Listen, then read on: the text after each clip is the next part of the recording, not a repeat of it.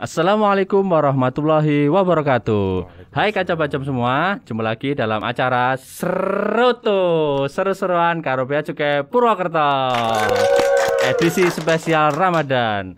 Senang sekali saya Samsudin bisa menemani kaca bacem semua dalam acara Serutu edisi spesial Ramadan ini. Kali ini kita sudah pada di seri yang ketiga dengan bintang tamu yang tidak asing lagi, seseorang yang sangat karismatik, Ketua DKM Mushola Alif Lam Mim, Bapak Syamsul Gunawan. Assalamualaikum warahmatullahi wabarakatuh, Pak Syamsul. Waalaikumsalam warahmatullahi wabarakatuh. Sehat Pak Syamsul hari ini? Alhamdulillah, Alhamdulillah sehat. sehat, baik. Tidak terasa ya Pak Syamsul, hari ini kita sudah melewati setengah dari perjalanan di bulan Ramadan ini. Betul. Iya, tidak terasa, sedih ya. Kayaknya cepat sekali ya. Kayaknya cepat sekali. Kayak kemarin baru mulai, sekarang sudah tiba-tiba pertengahan puasa. Sebentar lagi sudah menuju ke 10 hari terakhir ya Pak. Iya. Sebetulnya. Nah, ngomong-ngomong terkait dengan bulan puasa ini yang sudah terlewat setengahnya nih. Nah, kira-kira ada nggak nih menu takjil favorit nih dari Pak Samsul ini Oh, selama takjil. berpuasa ini? Iya. Oh iya, ini penting nih takjil ini. Nggak penting ya. Iya.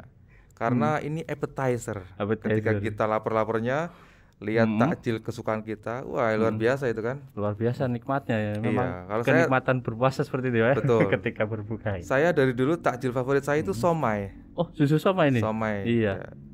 Ada Kenapa nih? somai yang saya suka itu dari Cipayung. Jauh sekali. Cipayung Iya. Jakarta, Pak. Iya betul. Tapi di mana ya? Di Purbalingga Tapi di atau Purbalingga. Oh, di Purbalingga. Wah. Saya kira harus jauh-jauh Tapi ke sayangnya Jakarta. tahun ini sudah pensiun. Oh, sudah pensiun. Kenapa Iya, nih, Pak? tutup. Oh, tutup. Heeh. Nah, Jadi kenapa nih? ya nggak tahu ya, mungkin ada bisnis lain kali dia. Bisnis lain ya. Kenapa, Pak? Kenapa suka sekali dengan somai ini? Jadi memang somai yang itu spesial. Spesial. Jadi acinya enak, lembut, dan bumbu kacangnya luar biasa. Oh, luar Di biasa. Purbalingga itu the bestnya. Wah, ya Iya. kayak patut saya coba nih nanti ya. Tapi sayang sudah tutup ya sudah. Nanti Sudah saya coba tutup. cari yang lain lagi yang enak juga. Jadi paling sekarang ya kurma sama teh manis panas. Oh iya, ya memang itu sudah cukup membuat berkeringat ya. Iya, gobios. Gobios ya. Kalau Pak Samsudin ada nggak? Wah, kalau saya yang alami-alami aja, Pak. Waduh. Saya suka sekali air kelapa tapi yang fresh ya. Jadi yang dari pohon yang masih fresh. Nah, itu airnya menurut saya itu segar dan melepaskan dahaga. Oh iya iya. Memang kan seperti obat ya. Jadi panas dalam atau apapun, alhamdulillah selama puasa ini belum pernah sampai yang jatuh sakit. Mungkin ya salah satunya dengan minum air kelapa. Itu waktu minum satu biji gitu apa sedikit aja gitu? Kan biasanya kembung itu. Oh enggak langsung semuanya, pelan-pelan nanti waktu berbuka sedikit, Oh, nanti iya. ketika mau sholat sedikit, setelah sholat minum lagi. Oh iya iya. Jadi bertahap, biar terserapnya juga bertahap. Nah, jadi ngomongin takjil ya, gitu ya. Tapi nggak apa-apa. Nah, ini melanjutkan dari pembahasan kita yang sebelumnya nih, Pak Samsul nih, saya panggil Pak bukan Ustadz ya, Iya. seperti biasa. Nah, ternyata banyak pertanyaan teman-teman ini yang karena kita sudah mendekati 10 hari terakhir ini, banyak teman-teman ini yang bertanya terkait dengan keistimewaan di 10 malam terakhir nih Pak Buan Ustadz nih. Nah, di mana kita tahu di situ ada malam Lailatul Qadar. Nah, kira-kira apa nih keistimewaan malam Lailatul Qadar dan bagaimana sih caranya agar kita bisa mendapatkan malam Lailatul Qadar nih Pak Buan Ustadz? Monggo, silakan dijawab. Ya, terima kasih Pak Samsudin. Pertanyaannya memang sangat penting. Alhamdulillah wassalatu wassalamu ala Rasulillah wa ala alihi washabihi wa mawalah. Kita sudah akan menjumpai 10 hari terakhir bulan Ramadan. Dan ini prime time-nya Ramadan. Prime time. Iya, waktu yang sangat krusial untuk kita bisa menggenjot ibadah kita. Jadi, manfaatkan dan paksa diri kita untuk terus menggenjot ibadah kita agar grafiknya meningkat di 10 hari terakhir ini. Meningkatkan grafik. Nah, seperti apa nih Pak meningkatkan grafik ibadah nih? Coba kita lihat kalau ada perlombaan kuda pacu. Ya. Kuda pacu akan dipaksa memacu kecepatannya ketika akan mendekati garis finish. Maksimum ya? Iya. Mencapai maksimum. Jadi ketika akan mendekati garis finish, dia dipaksa memacu kecepatannya dengan maksimal untuk menjadi pemenang. Sama seperti kita berarti ini. Betul, karena garis finish itulah yang menentukan apa yang dia usahakan sebelumnya. Selama ini dia sudah berlatih segala macam. Garis finish itulah penentunya menang apa enggak. Iya. Jadi kita harus memacu agar kita menjadi pemenang. Di 10 hari terakhir ini tentunya kita lebih meningkatkan kualitas dan kuantitas ibadah kita agar grafik ibadah kita meningkat berlipat-lipat dari sebelum-sebelumnya. Meningkatkan kualitas dan kuantitas ibadah. Nah, seperti apa tuh contohnya Pak? Nah, apa contohnya saja nih yang bisa kita kalau lakukan? biasanya sholat duhanya, sholat sunnahnya misalkan masih males-males, tingkatkan. Kalau baca Qur'annya di malam hari misalkan baru 10 halaman, tingkatkan jadi 20. Kalau misalkan ibadahnya sholat tahajudnya masih 2 rakaat, 4 rakaat, tingkatkan berlipat-lipat. Jadi kita harus membedakan 10 hari terakhir ini memang yang harus kita genjot ibadahnya. Jangan seperti yang lain, jangan seperti malam-malam sebelumnya. Ini malam spesial. Malam spesial. Karena di malam ini, karena di 10 hari terakhir ini Allah menjanjikan satu malam yang luar biasa, yaitu Lailatul Qadar, di mana Allah menjanjikan pahalanya itu seperti kita beribadah 1000 bulan. 1000 bulan, Masya Allah. 1000 bulan itu berapa? 80 tahun, 83 tahun ya, mungkin ya. Jadi kalau Pak Samsudin saat itu baca Quran dan turun Lailatul Qadar, Pak Samsudin dihitung sedang membaca Quran selama 83 tahun. Masya Allah, banyak sekali luar pahalanya, biasa. luar biasa. Jangan sampai lewat. Jangan sampai lewat. Nah, tadi Pak Samsudin tanya strateginya. Orang-orang yang mempunyai keinginan kuat untuk mendapatkan Lailatul Qadar itu dimulai dari awal. Dia tidak pilih-pilih tanggal. Kan ada yang pilih tanggal ganjil. Iya, sering gitu. Kita iktikaf nanti di tanggal ganjil aja lah iktikafnya gitu. Padahal tidak ya? Tidak. Karena 10 hari terakhir ini semuanya spesial. Kalau kita membabat semuanya 10 hari, insya Allah kita akan dapat. Tapi kalau kita pilih-pilih, ada kemungkinan kita nggak dapat, ya nggak? Betul, iya betul. Jadi dari awal 10 hari terakhir ini kita konsisten terus, tetap beribadah. Jangan pilih ini tanggal ganjil, ini tanggal 23, ini tanggal 27. Nggak usah. Itu resiko nanti bisa kelewatan. Bisa kelewat ya. Apalagi begitu kita niat di tanggal 27, ternyata kita tanggal 27 lagi malas-malasnya. Ada halangan gitu atau tidak sempat gitu kan. Nah, kita tidak tahu kan seperti itu. Jadi tetap kita babat saja 10 hari terakhir kita konsisten untuk meningkatkan ibadah kita. Iya. Nah, tadi berbicara tentang meningkatkan ibadah. Salah satunya kan tadi mungkin saya bilangnya iktikaf ya. Begitu ya Pak Ustadz. Nah, kita tahu bahwa iktikaf itu 10 hari terakhir di masjid itu salah satu godaan terberatnya adalah rasa kantuk di malam hari ketika menjalankan ibadah di sepertiga malam terakhir atau mungkin saat kita bangun jam 2 pagi seperti itu. Nah, kira-kira ada nggak nih tips agar kita itu meminimalisir rasa ngantuk dan tetap terjaga untuk semangat menjalankan sholat malam atau ibadah-ibadah yang lainnya? Kira-kira apa nih Pak Mas? Ya, mungkin Pak Samsudin pernah dengar tentang tidurnya orang berpuasa itu ibadah. Iya, iya, itu sangat populer ya, kita tahu ya. Tapi ya jangan dilanjutkan karena itu dalilnya lemah. Oh, dalilnya lemah. Iya, tidak valid. Salah satu perawinya tidak valid. Jadi tidak ada itu yang namanya tidurnya orang berpuasa itu ibadah. Tapi ada sunnah Nabi yang namanya qailullah. Tidur siang sesaat. Iya, maksudnya beberapa menit lah ya. Dengan niat untuk bisa bangun malam sholat tahajud, sholat malam. Nah, itu salah satu strategi di 10 hari terakhir ini yang bisa kita lakukan. Oh itu ya. Ya, jadi kita manfaatkan. Kita kan nggak makan siang. Nah, kita tidur setelah sholat zuhur gitu ya. Tapi tidurnya itu kita niatkan agar kita punya tenaga nanti untuk sholat malam. Dan hanya sebentar saja ya, tidak sampai berjam-jam gitu ya Pak Barsat ya. Jangan seperti selama ini memang kalau bulan puasa niatnya memang tidur siang. Iya. Karena dengan iming-iming hadis itu tadi tidurnya orang puasa ibadah. tapi malamnya nggak bangun juga. Itu sama-sama bohong.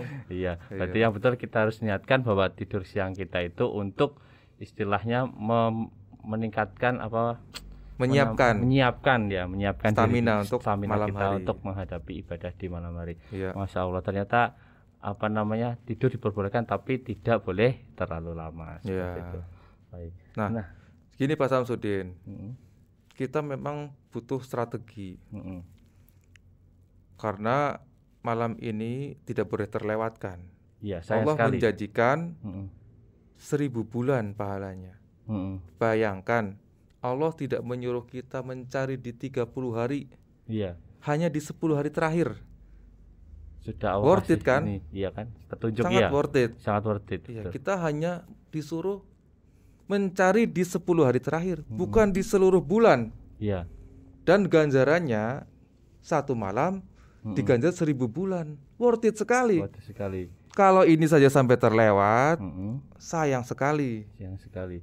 Bahkan mungkin tidak hanya ibadah yang dinilai 1000 bulan, mungkin ketika kita memohon ampun bertobat, mungkin apakah juga akan dihitung seperti 1000 bulan? Nah, jadi Rasulullah SAW mengajarkan kepada kita, nanti di malam di 10 hari terakhir ini, doa yang dianjurkan adalah Allahumma innaka afun tuhibbul afwa fa'fu anni.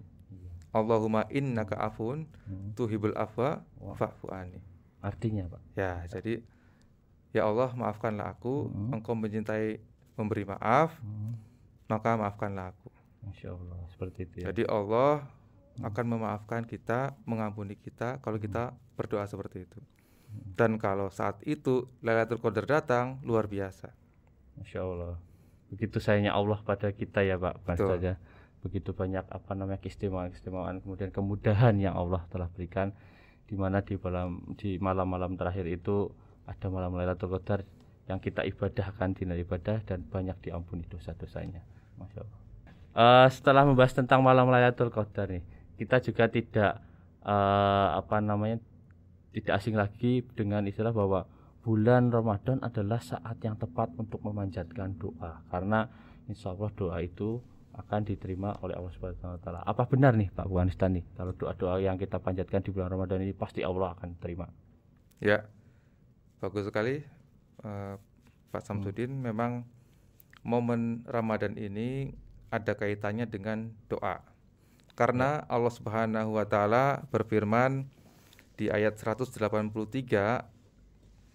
mewajibkan kita berpuasa. Kemudian di surat Al-Baqarah ayat 186 Allah menyuruh kita untuk berdoa. Iya. Jadi ada kaitannya ayat 183 tentang kewajiban puasa. Kemudian di 186 Allah menyuruh kita untuk berdoa. Allah Subhanahu wa Ta'ala berfirman, jika hambaku bertanya tentang aku, katakan aku dekat. Dan aku mengabulkan permintaan orang-orang yang berdoa. Mengabulkan semua permintaan orang yang berdoa. Semuanya atau ada syaratnya? Tapi akhir ayat tersebut Allah berfirman, maka sambutlah seruanku dan berimanlah. Ini syaratnya. Syarat dikabulkannya doa, menyambut seruan Allah, melaksanakan perintah Allah dengan iman.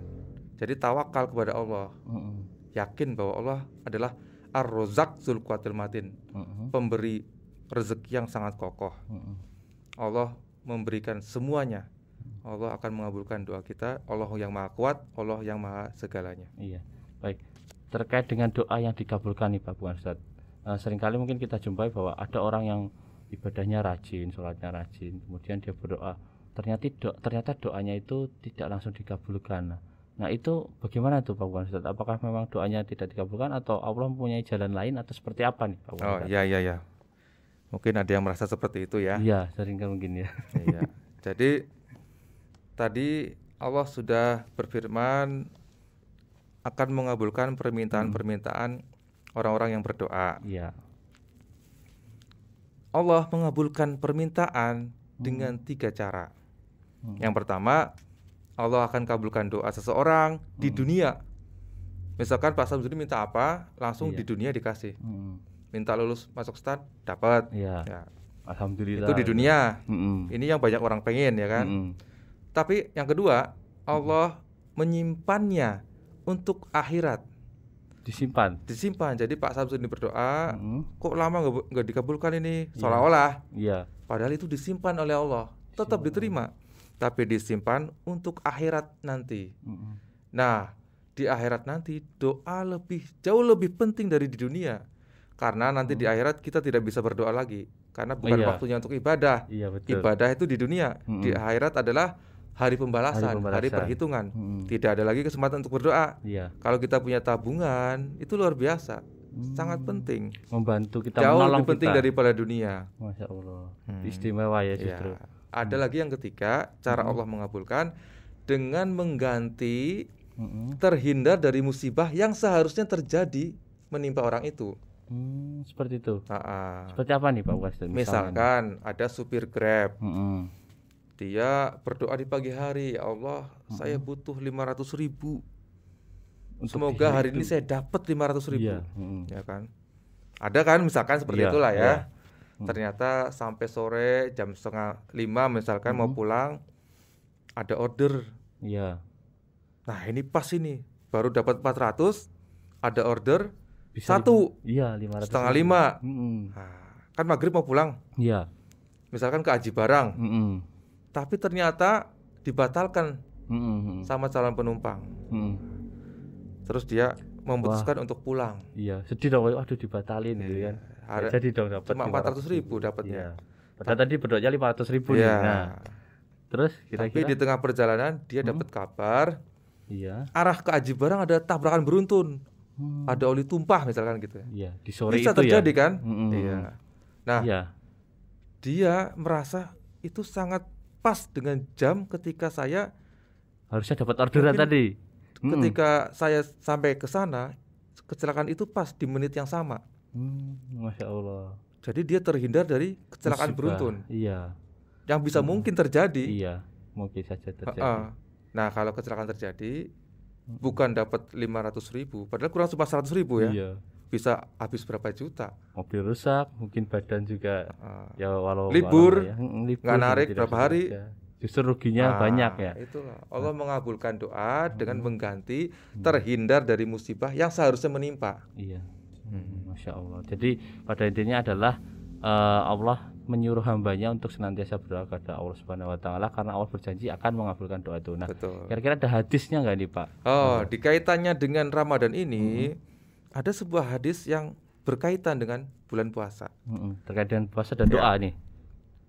Sahabat mulia Abu Hurairah radhiyallahu anhu meriwayatkan bahwa Rasulullah Shallallahu Alaihi Wasallam bersabda, ada 3 orang yang doanya tidak ditolak.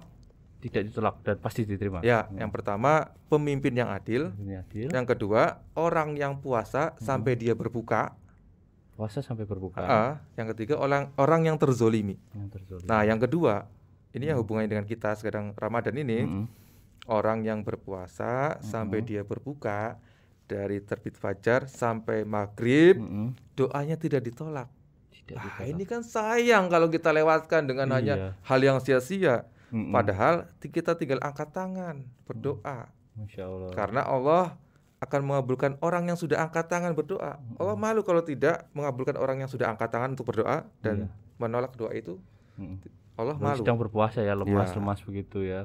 Ya Allah, berdoa gitu insya Allah dikabulkan. Ya, apalagi prime time-nya berdoa di puasa itu kira-kira kapan? Mungkin kita saat kita merasa lemah itu kapan? Lemah itu menjelang berbuka. Nah, lagi lapar-laparnya, merasa lemah di hadapan Allah, tunduk kepada Allah, pasrah. Nah, itu kesempatan 5 menit, angkat tangan. Kalau bisa wudhu dulu biar afdol. Lebih afdol dengan wudhu. Angkat tangan berdoa, nggak ada ruginya kan? Rugi nggak berdoa angkat tangan? Nggak rugi dong. Nah, nggak. Mudah dan yang rugi itu orang yang nggak berdoa sepanjang hari dari fajar sampai maghrib nggak berdoa itu rugi. Kalau kita cuma angkat tangan, kalau nggak dikabulkan di dunia ya di akhirat, nggak ada ruginya. Masya Allah. Berarti begitu istimewanya puasa ini ya. Betul. Bahkan doa kita pun dari kita mulai puasa sampai berbuka, insya Allah pasti Allah kabulkan. Jadi kanca bacem semuanya setelah mendengar penjelasan ini, tidak boleh lagi kita malas berdoa. Kita harus makin giat berdoa kepada Allah, memohon kepada Allah, karena insya Allah doa-doa yang kita panjatkan akan dikabulkan oleh Allah Subhanahu wa Ta'ala. Allah berjanji menerima doa-doanya. Masya Allah, menerima doa-doanya. Iya. Baik, melanjutkan nih pertanyaan selanjutnya nih Pak Ustadz nih, pertanyaan yang ketiga terkait dengan puasa yang sering mungkin yang kita alami adalah kelewat sahur atau tidak sahur. Karena saya sendiri nih pernah mengalami nih Pak Ustadz, saya bekerja waktu itu sempat bertugas di kantor Bea Cukai Soekarno-Hatta, di mana di sana itu kalau bekerja kita bisa sampai pulang malam. Kadang saya pulang jam 10 malam, mungkin sampai kos jam 11. Nah karena sudah malam, dan saya berpikir nanti saya kalau bangun bisa kesiangan, atau nanti daripada saya bangun untuk sahur saya mau langsung tidur aja, jadi sebelum tidur saya makan ya. Gitu, jadi agar saya nggak sahur nanti pas bangun udah subuh seperti itu. Nah boleh makan malam apa makan sahur? Makan malam yang sekaligus double buat sahur sekalian gitu. Iya, nah, kira-kira boleh nggak nih kalau saya sebelum tidurnya jam 12 malam makan gitu tapi nggak usah sahur gitu, apakah boleh atau ada keutamaan yang seharusnya kita kejar nih? Gitu. Ya, kalau ditanya boleh atau tidak, ya boleh saja. Boleh. Tapi tidak mendapatkan keutamaan bangun sahur. Tidak mendapatkan keutamaan. Iya. Di saat kita bangun sahur itu adalah sepertiga malam, di mana rahmat Allah, ampunan Allah menyelimuti dunia. Allah akan mengabulkan orang yang berdoa. Allah akan memberi ampun orang yang meminta ampun. Itu di malam-malam kita saat sahur. Saat sahur. Iya, itulah keutamaannya. Jadi orang yang bangun sahur, insya Allah mendapat keutamaan itu. Dan satu lagi, akhlak para nabi dan rasul, juga para sahabat, salah satunya adalah menyegerakan berbuka puasa, mengakhirkan sahur. Mengakhirkan sahur. Ya, manusiawi.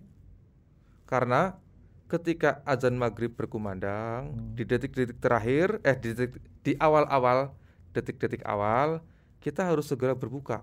Jangan sok kuat nahan-nahan. Nanti dulu lah sampai azan selesai gitu. Itulah akhlak para rasul, nabi dan rasul dan para sahabat, menyegerakan berbuka puasa.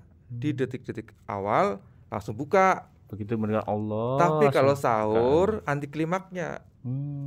Mengakhirkan sahur. Maksudnya subuh ya? Mendekati subuh. Mendekati subuh. Jangan sahur tadi jam berapa? Jam 12 malam. Aduh. Kita tidak melihat keutamaannya ya. Iya betul. Boleh tapi akan lebih utama mendekati subuh. Bagus mendekati subuh karena itu adalah yang dilakukan oleh Nabi. Akhlak para rasul. Akhlak para rasul. Masya Allah. Jadi baca-baca semuanya yang sekarang sudah mendengar penjelasan ini, yang biasanya tadi yang mungkin pulang malam gitu kan, langsung makan untuk bisa tidur langsung. Nah sekarang diniatkan untuk tetap bisa menjalankan ibadah sahur gitu ya, karena di situ ada keutamaan yang amat sayang untuk kita lewatkan. Betul. Nah yang selanjutnya nih Pak Ustadz nih, terkait dengan bulan suci Ramadan, kita tidak asing lagi di pemandangan sore hari banyak orang yang membagikan nasi kotak, kemudian takjil. Nah itu memang sangat membantu sih untuk orang-orang yang mungkin di perjalanan. Saya betul, sendiri pernah ngalamin lagi di jalan mau bingung mau buka dapat nasi kotak gitu, senang gitu. Nah kira-kira keutamaan apa sih di balik pembagian nasi kotak dan takjil ini nih Pak Ustadz nih? Ini tanyanya di balik nasi kotaknya apa maknanya ini? Maknanya dong. Maknanya. Kalau di balik nasi kotaknya rezekinya apa dapatnya kita terima. Mungkin ada ayam goreng dengan tempe orek dan sambal maknyus gitu ya. Mendoan gitu kan. Nah, enak gitu sore-sore. Kalau ngomongin ini nggak habis-habis nih, makanan terus. Ya jadi memang di bulan Ramadan ini berlomba-lomba untuk memberi nasi kotak kepada orang lain. Itu memang luar biasa. Karena ketika seseorang memberikan berbuka, makanan untuk berbuka kepada orang lain, dia akan mendapatkan pahala orang yang diberi makanan untuk berbuka itu. sebagaimana orang yang tadi diberikan makanan seperti itu. Betul, Pak Samsudin misalkan memberikan makanan untuk berbuka kepada si A. Iya. Si A ini berpuasa. Iya. Dengan ibadahnya, dengan sholat sunnahnya, dengan baca Qur'annya, Iya. semua dapat pahala. Pak Samsudin dapat pahala orang itu. Masya Allah. Hanya sekedar mengasih Makanan untuk berbuka, nasi kotak tadi itu. Luar biasa ya. Tanpa mengurangi pahala orang itu. Iya. Jadi kita mendapatkan pahala yang dia sudah laksanakan tanpa dia berkurang pahalanya untuk dia sendiri. Betul. Masya Allah. Makanya di bulan Ramadan ini kesempatan untuk mendapatkan pahala orang lain juga. Gitu. Banyak berinfak, banyak bersedekah, memberikan makan orang berbuka. Berarti di balik itu semua memang kegiatan-kegiatan seperti pembagian makanan tadi itu maknanya sangat positif ya Pak Ustadz ya. Betul. Jadi boleh ditiru gitu kan di tempat Kancah Bacem semuanya, mungkin dari Karang Taruna atau mungkin RT dan RW-nya, karena itu insya Allah akan memberikan pahala yang besar bagi yang melaksanakannya. Betul. Seperti itu. Nah Pak Ustadz, tidak terasa nih kita tadi berbincang seru sekali nih tentang bulan Ramadan ini, banyak hal-hal yang bermanfaat yang kita bicarakan. Nah sebelum kita tutup acara ini nih, adakah closing statement dari Pak Ustadz nih agar kita semakin semangat dalam menjalankan ibadah puasa? Monggo silakan. Ya baiklah, Kancah Bacem semua, kita berpuasa didasari dengan dua hal, yaitu iman dan ihtisab. Maksudnya iman dan ihtisab apa betul itu? Jadi yang mendasari kita berpuasa adalah kita yakin dengan iman kita bahwa ini perintah Allah. Kita lapar-laparan, menahan haus, menahan segalanya, penglihatan, lisan, pendengaran kita dijaga semua, itu semata-mata untuk melaksanakan perintah Allah dengan penuh keimanan. Nah, sedangkan ihtisaban atau ihtisab adalah perasaan yang sangat-sangat menginginkan pahala. Jadi orang yang menginginkan pahala untuk meraih pahala dari Allah. Orang yang meraih pahala biasanya dia gembira kalau diberi iming-iming pahala, ya enggak? Pak Samsudin pengen meraih sesuatu, terus diiming-imingi sesuatu, kan gembira. Iya. Enggak malah senang gitu. Apa itu ya kan? Misalkan orang yang berkomentar gini, puasa datang, waduh puasa lagi, lapar lagi. Nah itu tidak ihtisab. Tidak ihtisab ya. Tidak ihtisab. Jadi orang yang ihtisab, dia akan gembira luar biasa karena datangnya bulan Ramadan, karena dia bisa mengumpulkan pahala sebanyak-banyaknya, dan dia yakin dengan janji Allah bahwa akan diampuni dosa-dosanya. Itu ihtisab. Jadi di bulan Ramadan ini usahakan kita memang harus ibadah kita dilandasi dengan iman dan ihtisab. Maka akan diampuni dosa-dosa yang telah lalu. Masya Allah, insya Allah begitu Ramadan nanti usai, kita akan kembali menjadi pribadi yang fitri ya, ya Pak. Betul. Sudah diampuni insya Allah. Ramadan ini, insya Allah. Ya, kita mengajak Kancah Bacem semua, terutama diri saya dan Pak Samsudin di sini untuk meningkatkan ibadah di 10 hari terakhir dengan ihtisab, dengan iman dan ihtisab, dan mudah-mudahan nanti endingnya kita diampuni oleh Allah Subhanahu wa taala. Amin. Banyak kekurangan, saya mohon maaf. Jika ada kebaikan datang dari Allah Subhanahu wa taala. Subhanakallahumma wa bihamdika asyhadu an la ilaha illa anta astaghfiruka wa atubu ilaik. Assalamualaikum warahmatullahi wabarakatuh. Waalaikumsalam warahmatullahi wabarakatuh. Terima kasih Pak Samsul Sama-sama atas materi yang disampaikan. Nah, Kancah Bacem semua, demikian perbincangan saya dengan Bapak Samsul Gunawan, Ketua DKM Mushola Alif Lam Mim Bea Cukai Purwokerto. Semoga bermanfaat bagi Kancah Bacem semuanya. Jika Kancah Bacem ada pertanyaan, monggo silahkan diketik di kolom komentar di bawah ini. Jangan lupa like dan share video ini ke teman-teman semua, ke teman-teman Kancah Bacem semua, ke keluarga, dan semoga videonya ini bermanfaat. Amin. Sampai jumpa di video selanjutnya. Seroto seru-seruan karo Bea Cukai Purwokerto. Yeay.